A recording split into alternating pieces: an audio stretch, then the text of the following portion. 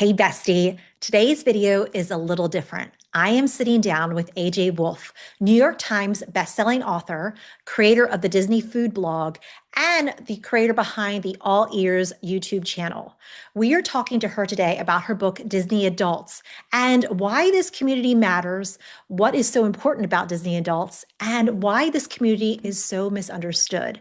But more importantly, we sit down with AJ and she shares a little bit about her life, her experiences as an artist, as an entrepreneur, and what it's really like to create Disney content in the YouTube space and as a creator for many, many years. And I'm really inspired by this interview, and I know you will be too. She shared a lot of information, and it actually really inspired me to bring even better content to you here on the channel. I absolutely loved our conversation. Paul and I really enjoyed talking with AJ, and we just know you're going to love what she has to share. So let's go ahead and dive into the interview. I'm Melissa, your Disney bestie, here to make your next Disney day a little lighter and a little brighter. And it's time to whistle while you work.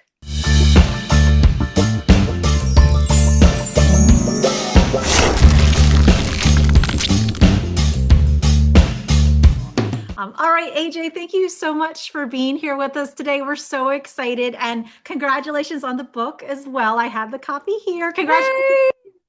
New York Times bestseller. That's so exciting. It's amazing. Oh my gosh. So I know everyone, when they dive into the book, they're going to get the definition of exactly what a Disney adult is. But I'm just curious, after writing the book, and now you've been on tour a little bit with the book signings and you're meeting more Disney adults, has your definition of Disney adults changed or evolved? Have you discovered anything new about us Disney adults? I don't think it's changed. It's a pretty broad definition. It's the definition is just that people who intentionally choose to have Disney be a part of their life, willingly choose for it to be a part of their life, when they're grown-ups, and whether or not they have kids. I think touring around and meeting a bunch of people has just sort of um made it even clearer what a broad community this is, how many different types of people there are in this community. There really is no stereotype. And I always talk about Disney adults, any fandom or any community being a bell curve, where you see like the person, there's the majority of people kind of are normal and just absolutely love, this is one of their many hobbies, right? But then the people you tend to see on viral TikToks are the ones at the long tails, that's not actually what a lot of us are like. There's just such a broad encompassing, I guess, factor of how many different types of Disney adults there are. I remember a year, we're coming as a recording of this. We landed, we were traveling full time as online entrepreneurs and being location independent. We were supposed to just be coming in about a year ago here in Orlando area, and we were going to continue to keep moving on. And then Melissa watched YouTube. She, of course, watched your channels. All the time. Yeah. And she's getting all the Disney hacks and tips and everything like that. And then she watched a different YouTuber where this young lady was like, oh, this week, we're gonna go over to this area called Celebration and look at houses and rentals and stuff like that. Well, fast forward a year, we're now living in Celebration, a year anniversary. Like that's how much an influence that even just like in this past year, I've seen my wife that we've been together. This will be 11 years. Go from no hint of being a Disney doll to like the bell curve, like this hockey stick. Wow. Off camera right now, there's a wall of maybe 20 something ears. She didn't own a pair of ears in the last 10 years. There are different bows and all these other things. So Yep. it's been an interesting phenomenon this past year. Yeah. It grabs a hold of you, doesn't it? It does. It does. And it's so interesting because it is, I think, like you said, kind of like almost this spectrum and different things that people vibe with. Like some people are really into like the Disney parks. Some people are really into Disney history. I love the bounding and outfits, the things that match as well too. So it's like you said, there's this whole spectrum of Disney adults in this community. Yep. Different types of Disney adults. It's kind of like, okay, maybe you like rock music, but there's there's a lot of different columns off of that spreadsheet that you can fit into, and that's how Disney adults are. You might be a pin collector, you might be a character fanatic, you might be a movie person or a music person or a Disney Channel person, and Disney keeps growing and buying more stuff, and I mean they own you know half the world at this point. And so there's really a lot of corners for us to explore as Disney fans. Yeah, yeah, absolutely. Now, I loved when you got into the book, what I really appreciated is like there's so much research into this book. Like it's just full of research. And in chapter 2, you talk a lot about the psychological principles, about how like people are motivated in fandom, not just in Disney, but how it carries on in other types of fandom, like with online gaming and whatnot. I found that so interesting. Can you talk a little bit? I definitely want people to read the book for sure, but can you talk a little bit about like what you found really interesting about those pieces of motivation, how it plays in the role of the Disney adult person, and pulls them into this wonderful bubble. Yeah. I mean, that's as I was writing, as I was, researching and thinking about the book, that's something that I've always wanted to understand is Disney tends to, as we have already discussed on this call, like Disney has a way of just pulling you in and making you want to have that more, whatever that feeling is that it gives you. And so I basically wanted to figure it out. I'm like, how do you guys manipulate us? How do you make us feel this way? And I use the example of how do you make me want to sit in an online waiting room for 11 hours in order to give you thousands of dollars? Yes. Yeah. How does that happen? Because I would like to do that too. That would be great.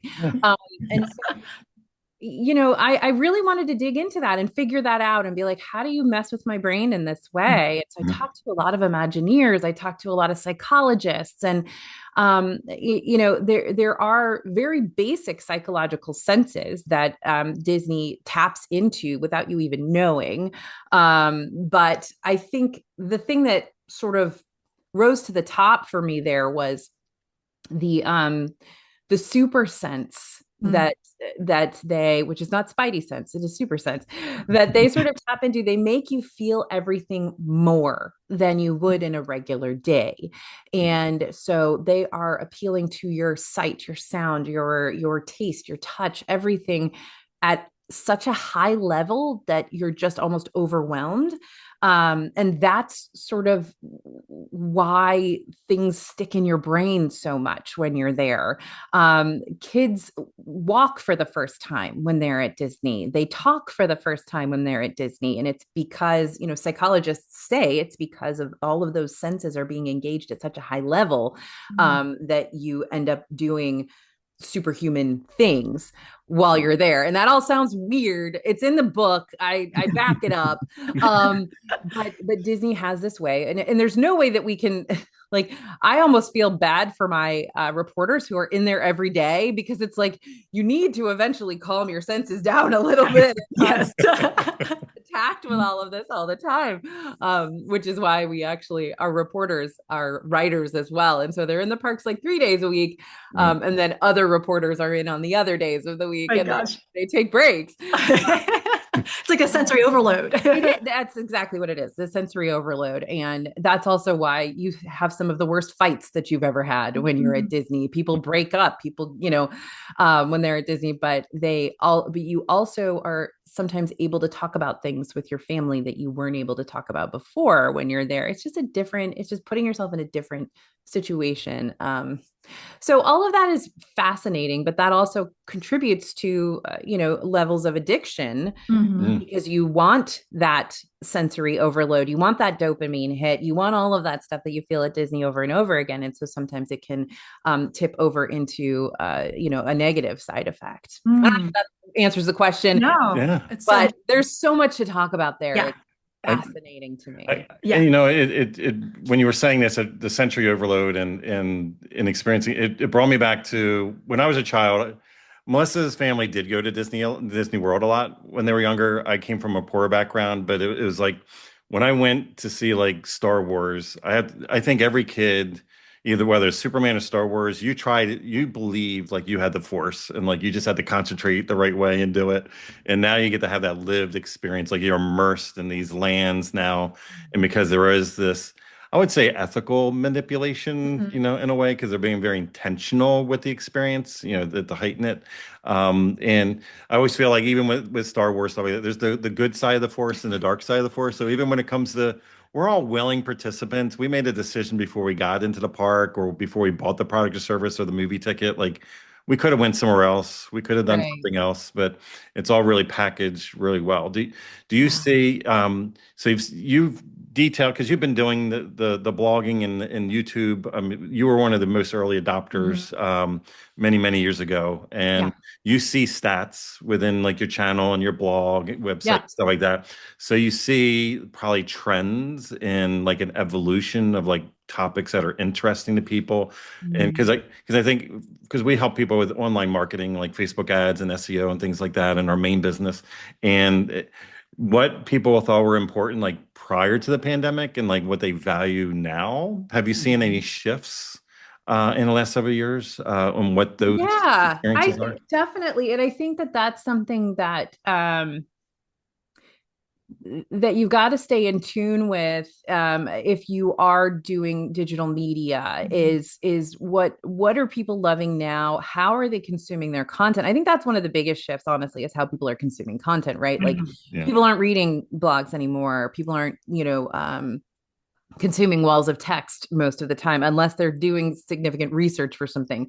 They're consuming through short form video. They're wanting to see, obviously once Instagram came around, the shift was all the way over to visual. Mhm. Mm, And once people decided, oh, I don't have to read anymore, I can just watch and look, that's yeah. much easier to do.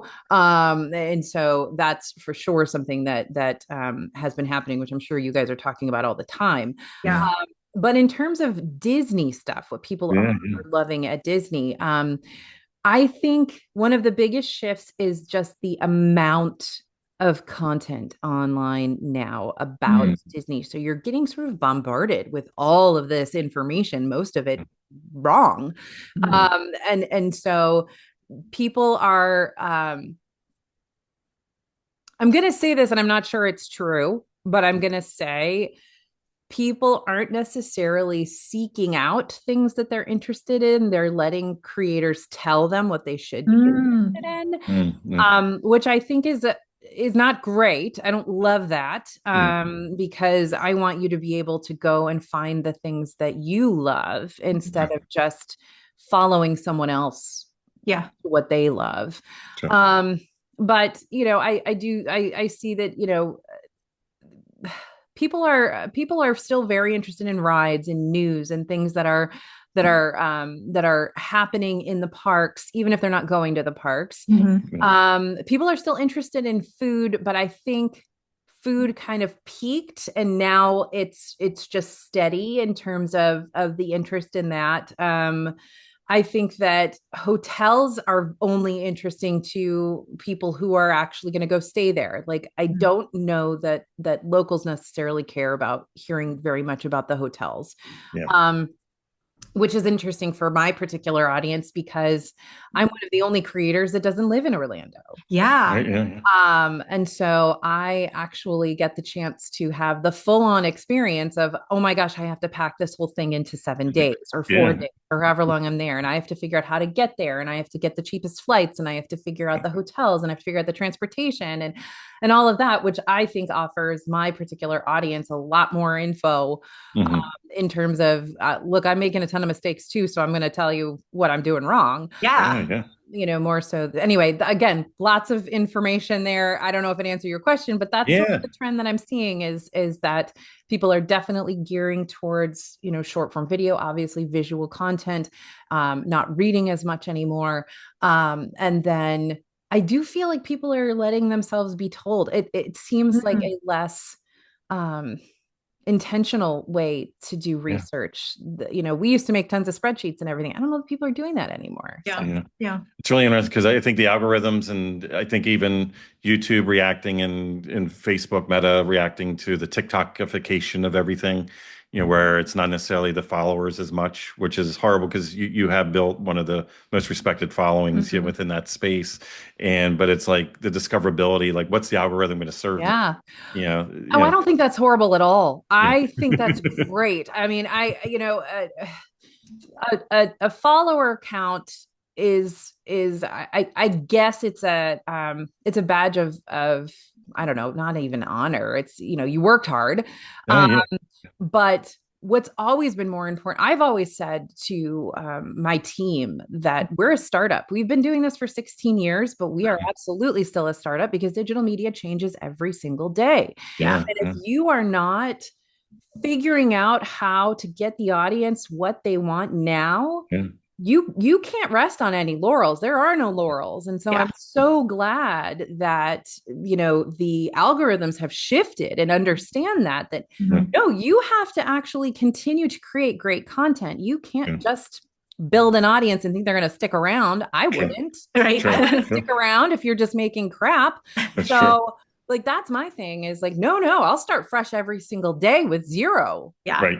Following I love that and attitude. figure out what you need now, what my audience needs now today versus 5 years ago, 10 years ago, 15 years ago. So I think that's great. Like, absolutely give smaller creators the opportunity to do great work and be seen. So I'm excited about that. Yeah, that's awesome. You're speaking our language with that too. Good. Yeah. Exactly. I think that's important. I absolutely hate when people that I follow just decide to phone it in. It's like, no, that's not why I follow you. Exactly. You used to be good again.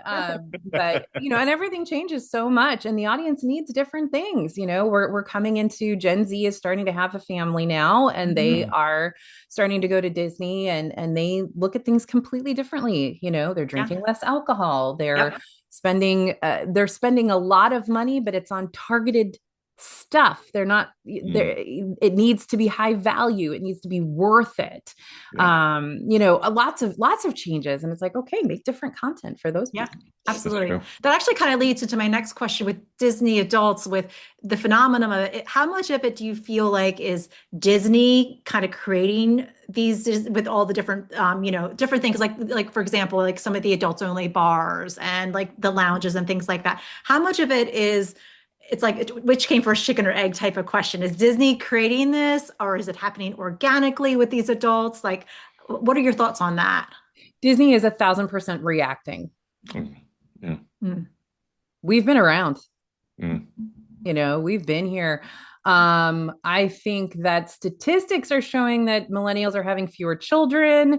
And so you're going to have more Disney adults, but this audience has been around for a very, very long time. Disney's known it. And I think it's just taken them some time to figure out that it's worth it to dedicate real estate and resources to this particular audience.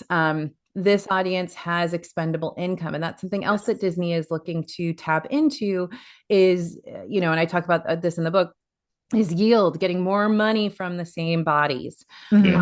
So fewer bodies in the park, more money from those bodies that are there.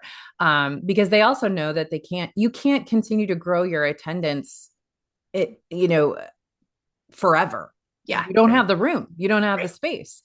And nobody wants to go to a crowded park. And so in order to increase their bottom line, they have to get more money from the same people or more money from who they can fit into that park. And so I think they're starting to see that this particular audience has expendable income and is willing to spend it on things that are nostalgic and then make them feel safe and that make them feel like kids again. And there's, I don't know if you guys saw on New Year's Day, there was this meme that was going around that was like, let's make 2026 the new 2016.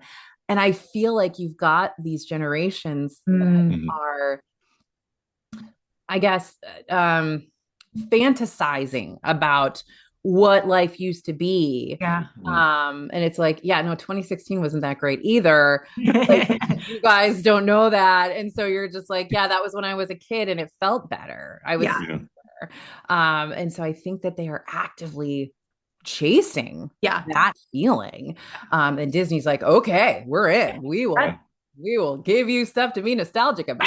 That's exciting for Um, us because that's more exciting new things. Like, I mean, just even some of the things with the new lounges that they're creating, the new experiences. That's awesome to kind of think about Tons that. of stuff for adults, and it's wild. I think it's very they're but they are reacting. I don't think that they're not creating the Disney adult. They are reacting to that phenomenon. Yeah, Yeah. yeah. I'm also wondering if like other theme parks announcing new theme parks and expansions, like it kind of like woke up some of the team, kind of like, oh, we've been dragging on some of these updates for a while, and Ah. it seems like every park that we go to right now, it's like, man, half the park seems like it's under construction. Yeah. Yeah, right this second. It's like a Oh lot. yeah, there's tons coming, and there's also a huge explosion in cruises. So you're Mhm. going to see a lot more cruise ships. You're going to see a lot more cruising, and you're going to see people cruising a lot more as well.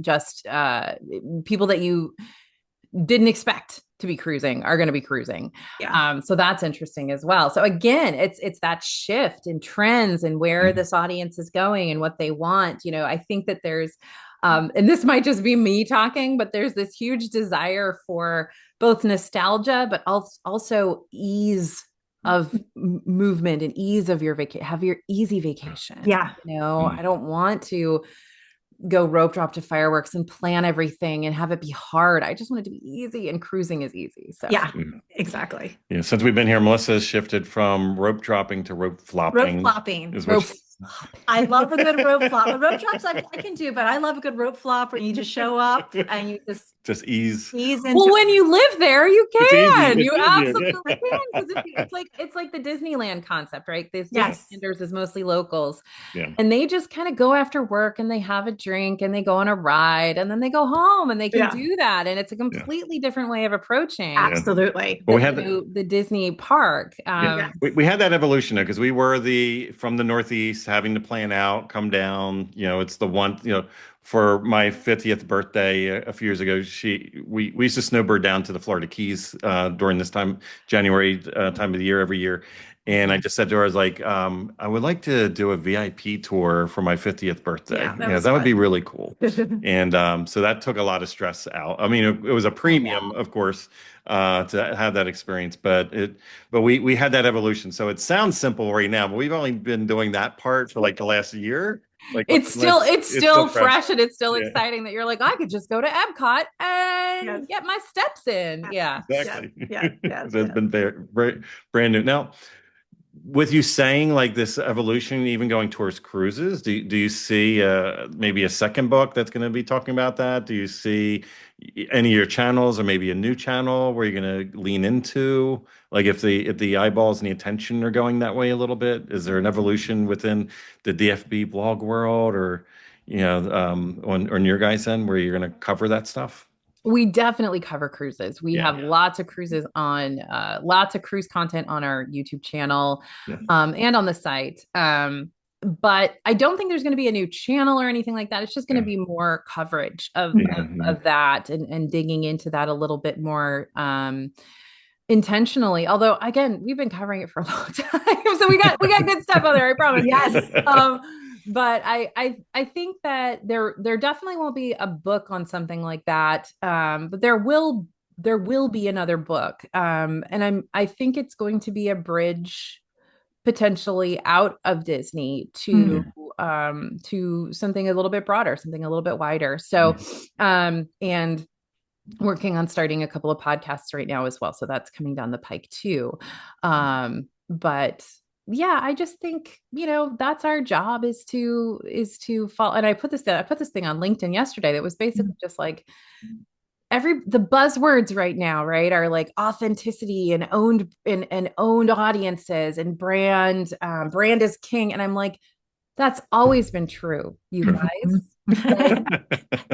Like, when did that all become new? Right. Like, it's always been about the audience and what the audience needs. And it's always been about making sure that your audience is aware that it's you that's giving them this information and not somebody else. And I mean, it just boggles my mind that people thought they could get away with somehow, screwing over their audience. And it's like, Mhm. no, you're here because they're here. Yeah. So please don't think that that authenticity is new. It should have always been there. And, you know, that working for your audience and making sure they get what they need versus what you want to give them should always have been the case. So anyway, I'm just like, come on. Exactly. Come on, you guys. 100%. And even thinking in that evolution, on your evolution, like you originally, because when we were at the book signing that you did a month ago and had the conversation with you and you revealing some of your journey, it was really interesting for us because it's like, here's AJ out on a book tour, and she's even on like video podcasts and YouTube channel stuff. Her face is on there where she's always been behind the scenes, you know, in you know, almost like a faceless YouTube channel in a way. And you know, it's been very successful. So everybody knows your voice, right? And your writings throughout the year is AJ version 2.0 at this after this? I know you said podcast, but are we going to see you on the channels? Not as much. No. Yeah. Okay. No. You kind of did it. Nobody wants to see this. I am putting my face out there, you know, as I said at the book signing for the book primarily.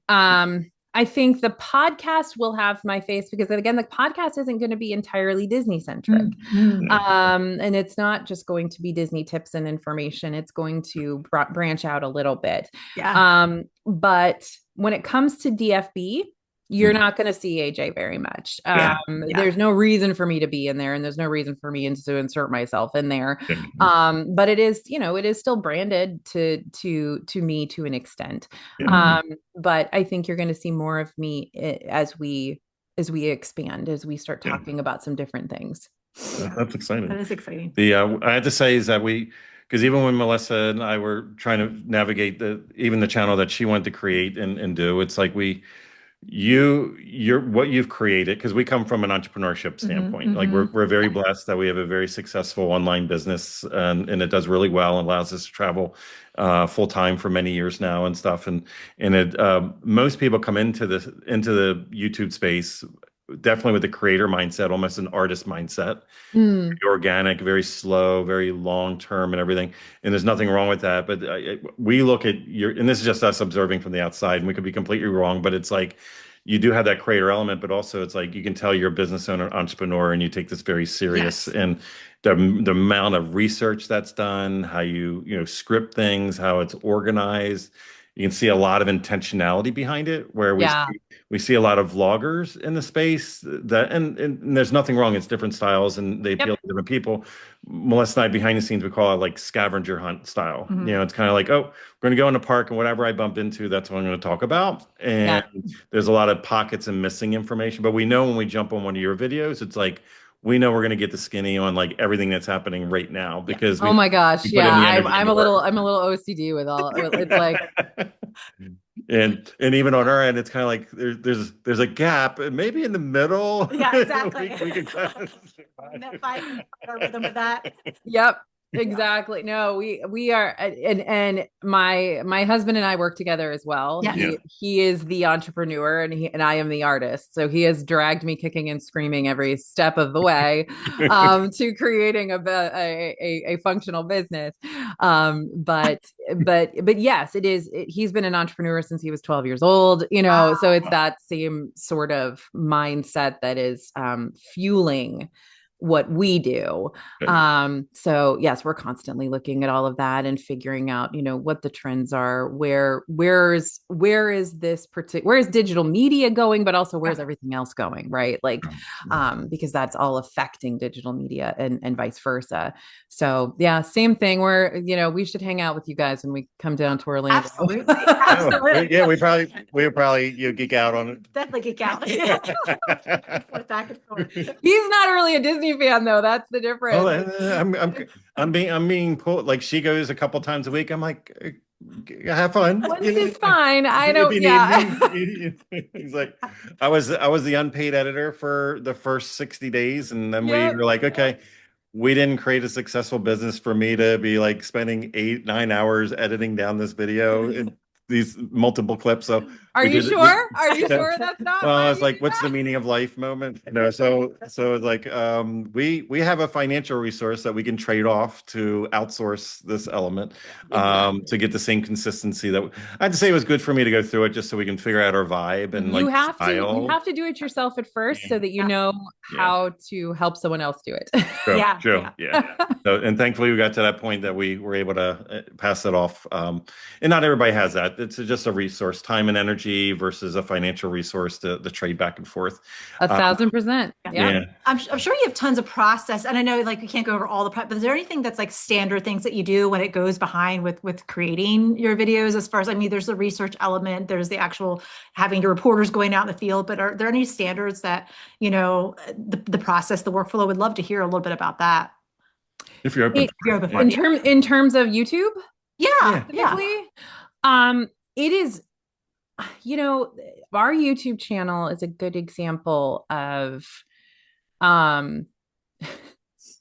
it is just a well-oiled machine. Yeah. Yeah. It's wonderful. I have happened upon 3 incredible video editors that have been with us for 10 years. I have Bria, my scriptwriter, who is phenomenal. Like I say at all my book signings, she knows me better than I know myself. So she can anticipate what I'm going to say and what I'm going to need changed in those scripts.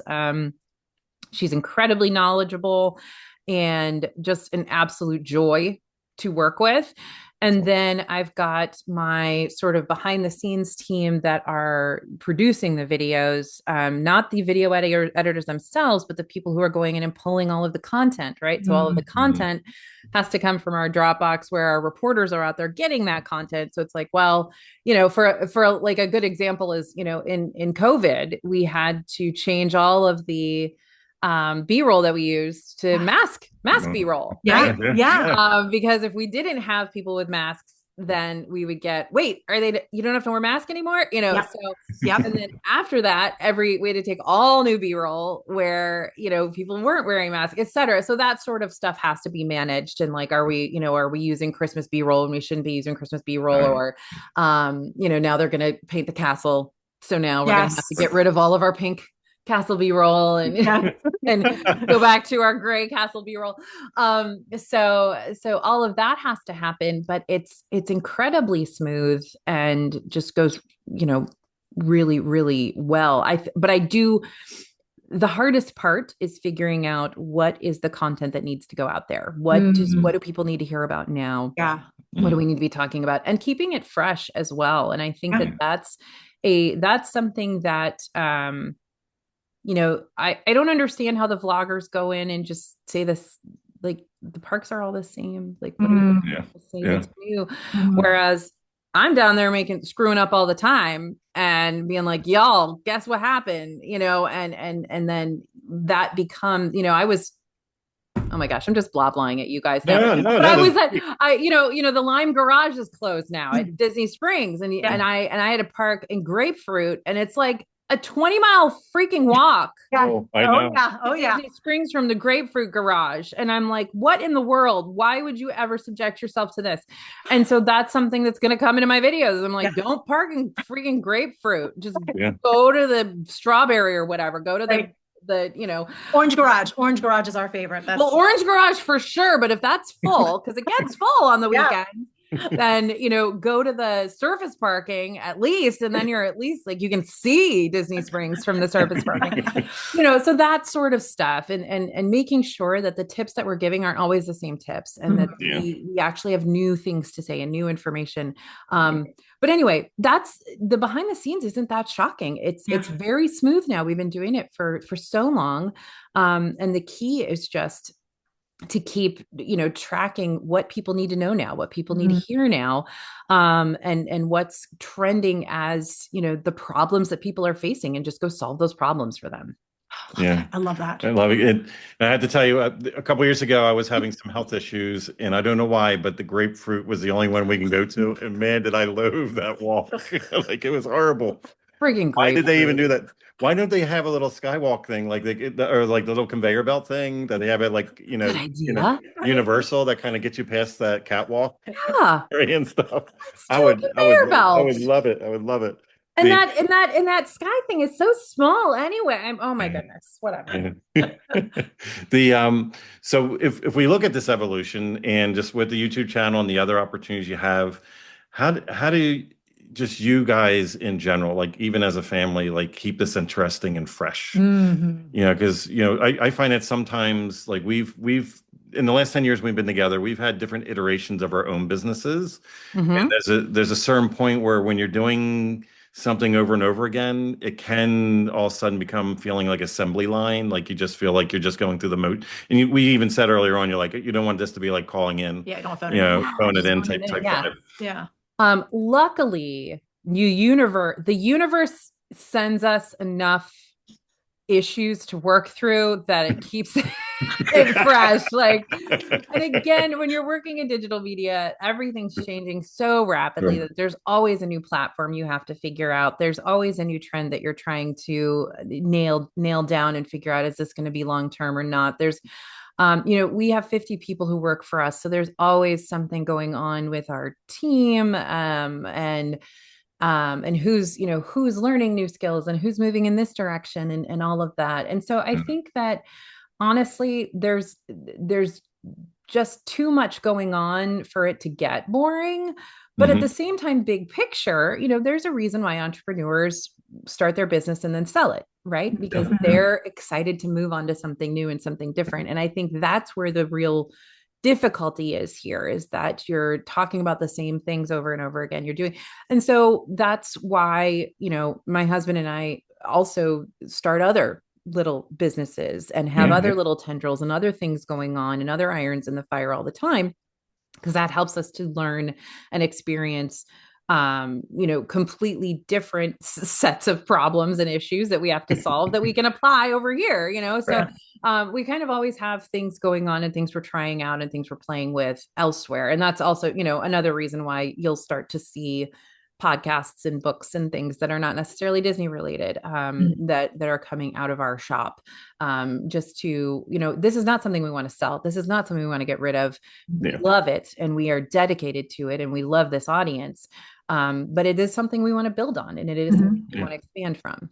Yeah. It's interesting. I feel like we're doing the same thing, but in the reverse fashion. So we have a very successful, last 3 years, just shy of a 7-figure business. Yeah. We do very well with. It's very well oiled. We have just shy of 20 people, like mainly marketing coaches that work in agencies, stuff like that, copywriters, things like that help our clients out around the world with their business, their digital marketing and stuff. And it's almost like the being here and Melissa going over and over again to the parks. We were joking like 6-7 months ago, like, oh, we'll never do a YouTube, you never will vlog or blah, blah, blah.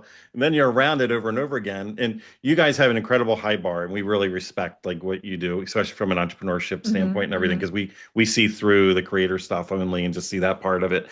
But when she's watching the other side, it's just like, wow, I think we could produce something better than that. And it is even coming down to the editing. It's kind of like, oh, it was for 60 days. It was like, oh, new challenge, new thing. Yeah. It's stretching us. This is interesting. But then there was a certain point. It's like I could out. I got. I don't want to be a $10 an hour person doing that. Like what is my life? Left the couch or the computer all day. I need sunlight. Right, exactly. I need something different. And that's and as an entrepreneur, and like I said, I'm an artist more than an entrepreneur, but I think it's the same thing. You've got to be doing different stuff. You got to be exploring different, stretching different muscles and trying new things, because otherwise you just get so stagnant. You have to be trying something else. How is even with your work in the many, many, many years that you've been doing this, how has it changed your experience and relationship with Disney? How you experience it personally for you? That's a great question.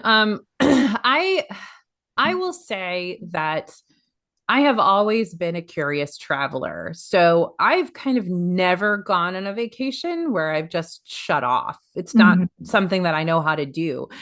Even if I'm on vacation, I'm constantly looking at, oh, that's interesting. What would people say about that? Would they think that was cool? You know, I'm constantly, that's how my brain works. And I constantly have a notes app open on my phone that I'm like, ooh, I want to dig into this. And so it's never really been relaxing necessarily, for me from that perspective. It's always been, how can I make life easier for someone else who's doing this? Yeah. To the point that even back in the 90s, I got kicked off of a message board because I was answering people's questions too much. And they thought that I was like a travel agent trying to hawk my wares or something. I wasn't. I was just trying to help people. Yeah. And so I think that's kind of always how I think about whether I'm in Florence, Italy, or, Norway, or, Target, down the street. Like I'm like, oh, they should fix this. Like I should tell somebody about this. Yeah. So I think that I loved going to Disney because I was from the Northeast and it was warm there. And I could swim and things. And it was, fun rides and stuff. But I don't know that I've ever been a person who would do it differently, would think differently if I could. Yeah. So that's just who I am and my burden to bear. So where in the Northeast were you originally?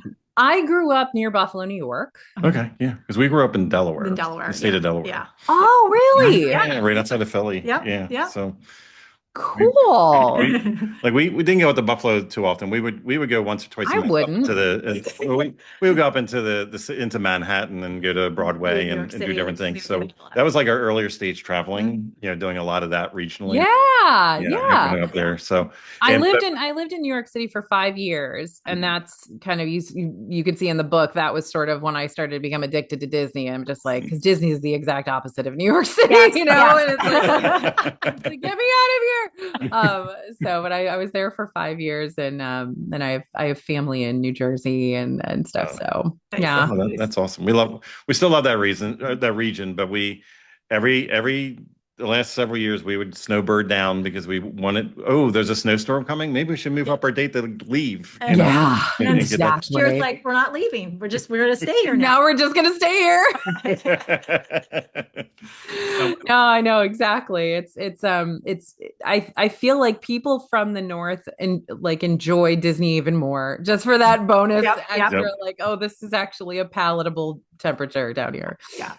So you have these podcasts and these new opportunities coming out. Are we safe to assume-ish that it's going to be in the travel space still? Is it going to be not really?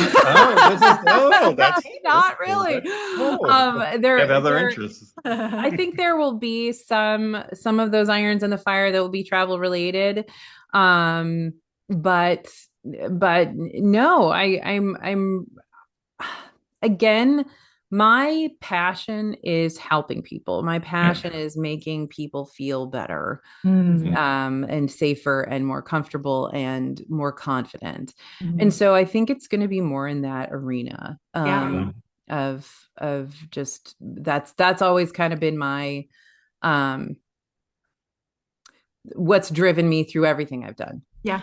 I love that because the digital marketing that we help people out mainly are people that have courses, coaching programs, memberships. So we're helping, so they have that expertise or that wanting to give an impact and give back. So it'll be really cool to see what you come out with and what those offers and those opportunities. It will be cool to see that. Well, I'll keep you updated. It's new challenges. I love it. I think that's what keeps things, as an entrepreneur, that's what also keeps things exciting because it's the good and bad. Because I think especially when you're a creative entrepreneur, is that we have a love for variety and we don't want to be monotonous doing the same thing over and over again because we kind of feel like we lose a part of our soul a little bit.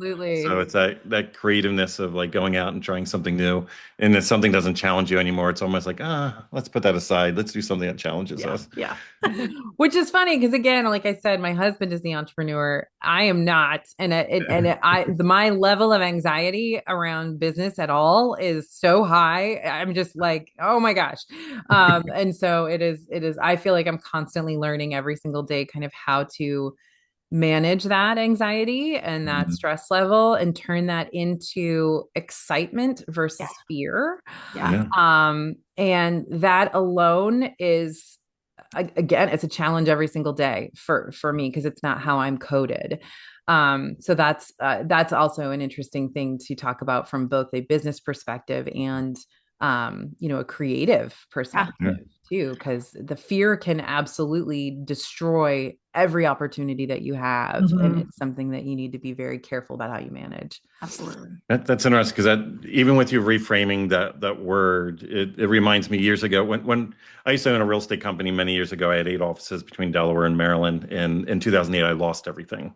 So I Mm. was very poor background, became a multimillionaire, lost everything, and had to start over. And my escape was photography since I was like 7 years old. So I Wow. I leaned into that and did really well. And that's actually where we met Mm. 11 years ago because I was rebuilding my life and I was doing photo shoots and stuff. And she, was in certain circles in the pageant world and fundraisers and stuff, and I would around those spaces. But we were photographing some. I actually a friend of Melissa's in Sammy is who I'm thinking about in New York City. Interestingly, she does thrifting and had this Uh-huh. online platform. And there's so many thrift stores and other opportunities and flea markets, things in Manhattan that she would do tours and stuff. But at one point during a branding photo shoot we did with her years ago, she's like, "Oh my goodness, I'm so overwhelmed." And we were like, "Oh, I'm sorry." And she's like, "No, no, no, it's a good thing." And so You're like, we, really? yeah, but it was like she had a different meaning for the word, and even when you say those things, I'm just really excited just to see what you're going to come out with in the future and like how that's going to help other people out because the journey that you're on is not unique to others, Right. so there's going to be something relatable there that they're going to connect with. Yeah. Um, Oh, as we kind of wrap things up, for someone that's not a Disney adult and maybe gets their hand on your book, what would be like one thing that you would want them to really understand about this community, to take from the book? They definitely need to read the book, but like, what would you say like is one of the biggest takeaways and what you would want them to walk away with? There's a couple. I would say I'll reiterate the expanse of this community, how huge it is, and how different everybody in it is. And that's something that I think people who are looking at it from the outside have a stereotype that Mhm. they think everybody's like that, and we're not. Mhm. And so this community is, I would say, as massive as a sports community or people who love Taylor Swift, like this is as big as that community and it's that diverse. Um, but something else that I think is really important for people to understand is how powerful Disney Mhm. adults are in terms of, I guess, creating change in a company as big as Disney. Mhm. Disney will never say that they are actively making changes based on this community, but they are even Yeah. more so than they would say they're making changes based on just guests in general and feedback. I think Disney adults have a very, very powerful platform online. They've already made massive change happen, some good, some bad in the Disney space and in the Walt Disney Company. So that's something else that, for a company that's so huge and is affecting you whether you like it or not, Mhm. in terms of economically, politically, Mhm. et cetera, understanding how a community like this can affect such a huge multimedia conglomerate is important for people to realize. Yeah. Yeah, Love that's that. I awesome. love that. This has been awesome. It actually it's been just a cool conversation, just about everything Disney adults, like your evolution, and like you said, this community is such a big community, and there's a lot that's misunderstood about them. But as you can see, just like even with this conversation, there's so many layers to these Yeah. too, so which is really great.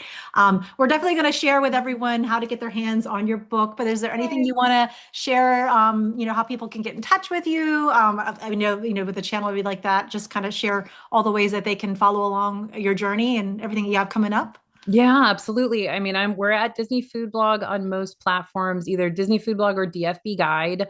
I think Facebook and YouTube are DFB Guide. Everything else will be Disney Food Blog. And Otherwise, and all of those have ways to get in touch with me. You can also go to ajwolfe.com. That's where all of my book signings are listed and all of that stuff.